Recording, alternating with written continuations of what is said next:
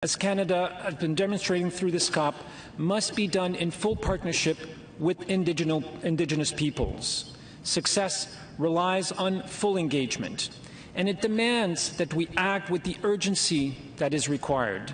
Lors de la COP 15, le gouvernement du Canada a promu la gérance autochtone comme une solution au déclin de la biodiversité. Dans cet esprit, le ministre de l'Environnement, Stephen Guilbeault, a annoncé une collaboration entre le Canada, le Manitoba et 4 Premières Nations au nord du Manitoba pour entamer des études afin que le bassin versant de la rivière Seal devienne une aire protégée et de conservation autochtone. What we're trying to do with them, with the government of Manitoba, is what exactly would a protected area, an Indigenous protected area, look like? What would be the boundaries? How did they see? How did the Indigenous nations see this happening? The 4 First Nations of the Seal River watershed are offering a gift to the world, the gift of sustaining one of the largest intact watersheds left on the planet. Stephanie Thurasi de la Première Nation Saïsi-Dene est la directrice du Seal River Watershed Alliance. Sa nation, avec la nation Northlands Dene, la Première Nation Barrenlands et la nation Cree au Pipanapawin, protège le bassin versant de la rivière Seal depuis des générations. This data that we carry, this Indigenous ancient knowledge that we carry is older than the universities out there and the science that's out there. And we really think that now is the time to give it that credit. Le bassin versant de la rivière Seal au nord du Manitoba est environ la taille de la Nouvelle-Écosse, où habitent plusieurs espèces en péril telles que les ours polaires. Mais ce n'est pas tout, dit Guilbeault. It is also one of the richest carbon sinks in the world and would add 0.5 percentage point of protected area towards Canada's goal of 30% by 2030. Il n'y a pas de date fixée pour l'achèvement de l'étude, mais Thurasi dit que les Dene et les Cris continueront de protéger le bassin versant. And I really do think that we're starting to make change. I have hope because I know that the next generations that follow us, the generations that we are striving to save this space for, are going to be the ones that are going to make the biggest change. Alors qu'il y a eu de bonnes nouvelles pour les Autochtones à la COP 15, les Premières Nations au nord de l'Alberta ressentent que le gouvernement fédéral ne les écoute pas quand ça vient au sable bitumineux. Elles sont inquiètes que le Canada considère modifier la loi sur les pêches pour permettre aux compagnies pétrolières de déverser leur eau usée partiellement traitée dans des cours d'eau importantes, sans le consentement autochtone. How does this fit with Canada's messages these past few weeks?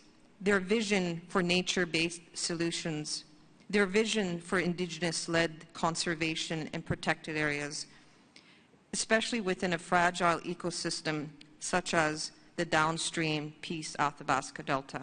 Les bassins de résidus sont des dépôts d'eau toxiques utilisés dans l'extraction du pétrole des sables bitumineux que les compagnies pétrolières accumulent depuis des décennies. This is over 300 square kilometers of boreal forest. Selon Melody Lepine de la Première Nation Messiku, les bassins de résidus ont causé des taux élevés de maladies auto-immunes et cancers dans les communautés en aval, et que versant ces eaux usées, même partiellement traitées, dans la rivière Athabasca, pourrait empirer les effets sur la santé. We have intervened, voicing concerns about the growth and management of these tailings, and here we are somewhat 40-something years later with only one option forced upon us, and that is to now treat and release these massive tailings ponds. Les Premières Nations affectées sont en consultation avec le gouvernement, mais Le Pen dit que les autres options pour vider les bassins de résidus ne sont pas explorées.